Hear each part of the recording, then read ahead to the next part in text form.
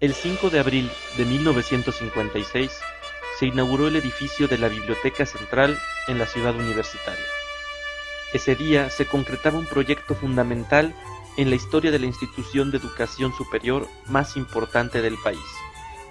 Los asistentes contemplaron el monumental edificio que se erguía en la explanada central con 4.000 metros de impresionante recubrimiento mural. Su creador, el arquitecto y pintor Juan O'Gorman, se refería a la obra con estas palabras: desde el principio tuve la idea de hacer mosaicos de piedras de colores en los muros ciegos de los acervos, con la técnica que ya tenía bien experimentada. Con este mosaico, la biblioteca sería diferente del resto de los edificios de la ciudad universitaria, y con esto se le dio carácter mexicano. La Biblioteca Central se ha convertido en un punto de referencia fundamental en el paisaje de la ciudad universitaria y uno de los edificios representativos de una corriente arquitectónica, el funcionalismo. Es el legado de un egresado de la UNAM, creador de múltiples talentos: arquitecto, muralista, retratista, teórico de la arquitectura, profesor.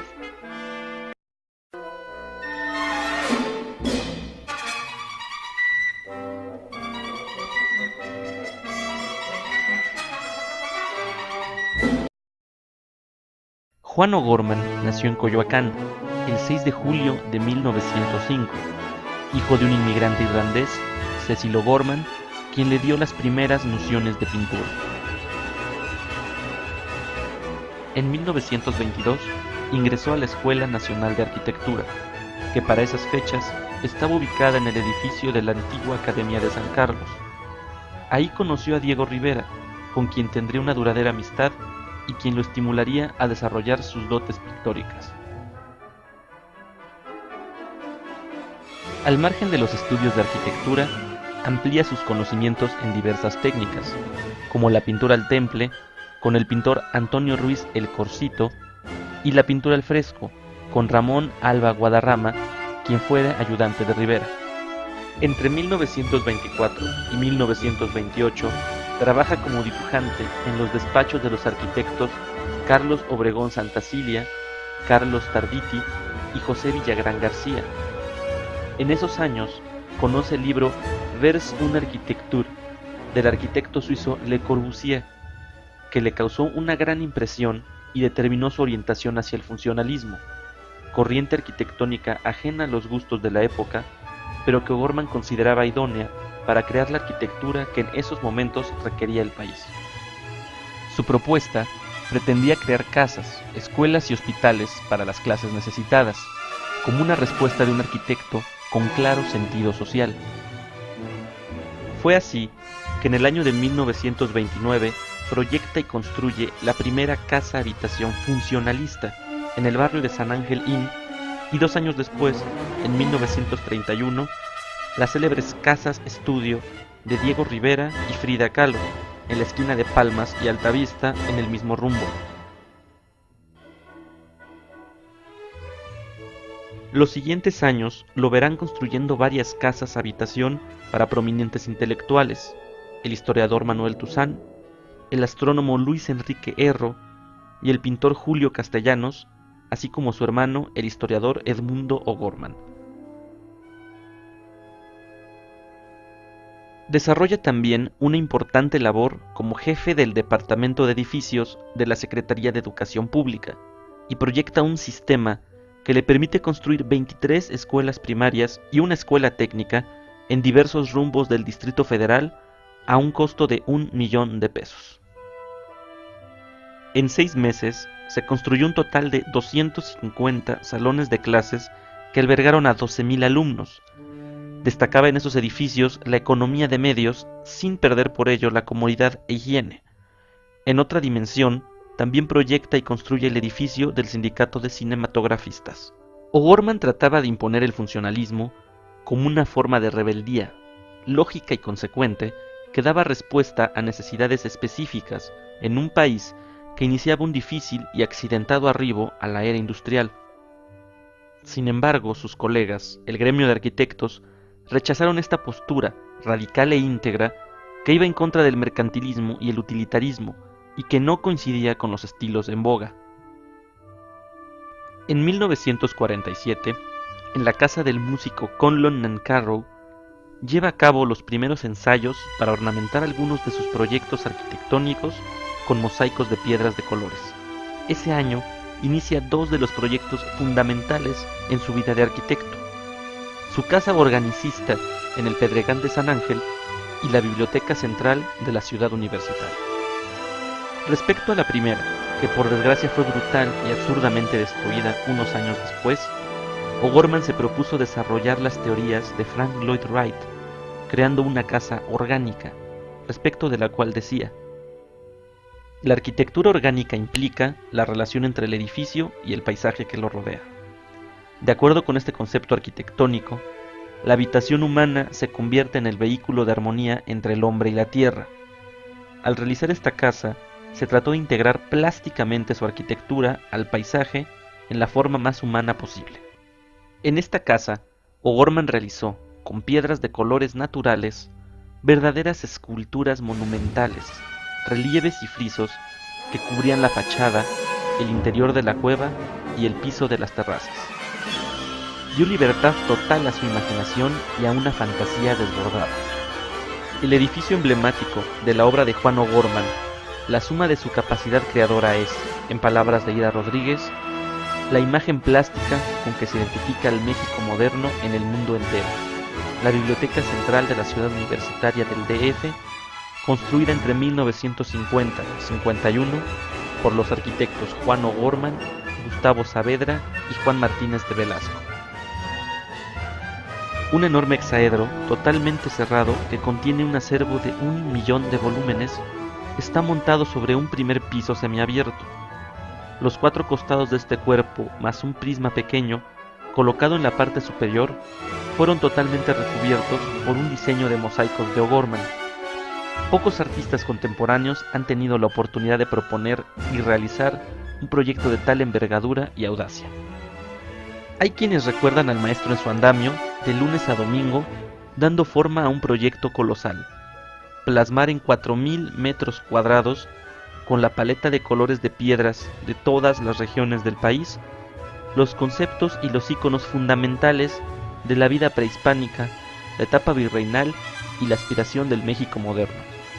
Todo ello teniendo a la vista el escudo de la casa de estudios donde él se formó y que le daba la gran oportunidad de crear su obra maestra, que fue además su canto del cisne como arquitecto, ya que nunca más proyectó o construyó un edificio. En años subsecuentes, O'Gorman utilizó la técnica de murales recubiertos con piedras de colores naturales en otras construcciones. En 1953, Carlos Lazo, quien fue coordinador de la construcción de la ciudad universitaria y era secretario de Comunicaciones y Transportes, convencido del éxito de la técnica, le pidió al artista que recubriera el edificio de dicha secretaría. En este caso, se trató de 7.000 metros cuadrados. En ese proyecto colaboró otro notable artista, José Chávez Morado. 2 años después, O'Gorman ejecuta un mosaico de piedra en el Hotel Posada La Misión, en Taxco. La obra se titula Nuestro Rey y Señor Cuauhtémoc. Los siguientes trabajos con la misma técnica los hizo en el extranjero. El primero en Santiago de Chile, una alegoría titulada La Fraternidad de los Pueblos Indoamericanos, en el que aparecen 2 figuras emblemáticas de México y Chile, Cuauhtémoc y Caupolicán. El último inaugurado en 1968, en la hemisferia de la ciudad de San Antonio, Texas. En él se representa el enfrentamiento de 2 culturas, la anglosajona y la hispánica.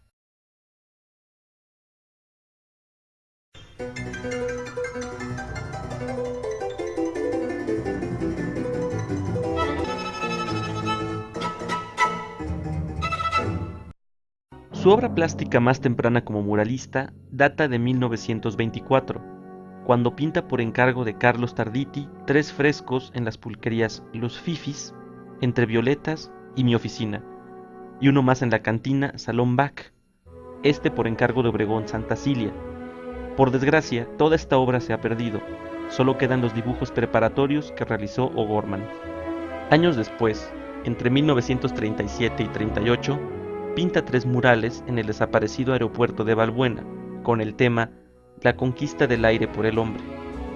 Esta obra, de enorme audacia temática y conceptual, fue severamente censurada y en consecuencia parcialmente destruida. Solamente se conserva el panel central que se exhibe en el Aeropuerto Internacional de la Ciudad de México.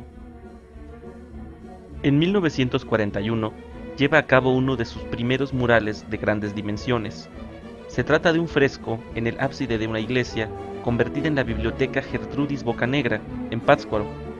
Es una síntesis de la historia de Michoacán, en la que destaca la figura de la mujer, mártir de la independencia. O'Gorman recurre al anecdotario de los hechos y las acciones de hombres y mujeres que han sido actores de las gestas históricas de nuestro país.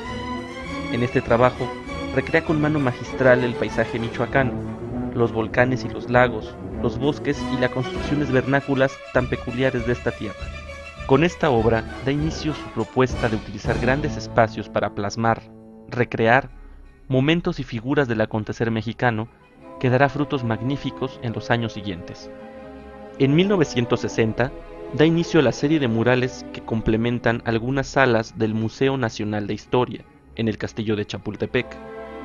La primera temática que desarrolló fue el retablo de la Independencia. En los años 1968-1969 pinta el mural de la Sala de la Revolución, que queda inconcluso. Ambos trabajos son muestra del asombroso conocimiento que O'Gorman tenía de la historia de México. Son producto de investigaciones cuidadosas y exhaustivas. Cada personaje, cada detalle son precisos y fidedignos. Creados con mano magistral, son un par de murales que cierran un largo periplo que se había iniciado años atrás. En ellos, el artista, maduro y seguro de la técnica, crea un brillante fresco de las figuras protagónicas fundamentales de 2 momentos cruciales de nuestra historia. Otra obra, de menores dimensiones, la crea en 1965, en la sala abierta al público del Banco Internacional, donde pinta un mural de 80 metros cuadrados con el título El crédito transforma a México.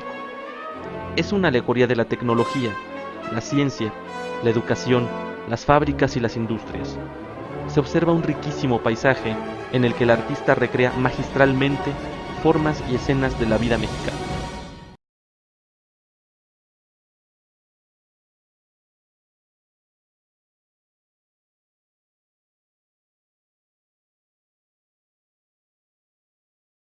La obra de caballete de Juan O'Gorman es amplia y variada, aunque a la fecha no se ha difundido como merece.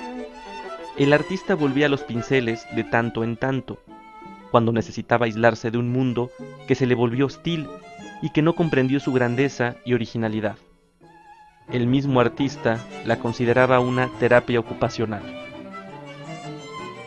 Del pintor Antonio Ruiz el Corsito aprendió el uso de los materiales y seleccionó el temple para crear una serie enorme y asombrosa de retratos, paisajes y obras de fantasía que los acercan a los conceptos surrealistas. También como pintor de caballete, O'Gorman produjo una obra maestra, su autorretrato múltiple, pintado en 1950. Es sin lugar a dudas una de las creaciones más originales y audaces de la pintura mexicana del siglo XX. Años antes, en 1931, había obtenido un primer lugar en un concurso convocado por la fábrica de cemento tolteca, con un paisaje en el que, por supuesto, la idea expresada y la técnica magistral ya son evidentes. De la cantidad de trabajo realizado en esos años, nos habla el hecho de que, en el mismo año de 1950, presentó una exposición en el Palacio de Bellas Artes con 150 pinturas de caballete y 200 dibujos. Al espectador de la obra de O'Gorman le resulta difícil decidir en qué tema es más brillante, más propositivo, mejor técnico. Los paisajes resultan de una exactitud, colorido y precisión verdaderamente asombrosos. Los retratos son tan fidedignos, tan originales, tan nítidos y dibujados con tal maestría que nos recuerdan a los maestros medievales y renacentistas. Su obra fantástica, producto de sus años de soledad y decepción, es una crítica, aterradora e inmisericorde, al mundo en que vivimos. No por ello deja de verse la mano del creador, brillante, genial, único. La Biblioteca Central recuerda, con admiración y gratitud, al arquitecto, al artista que creó este espacio excepcional.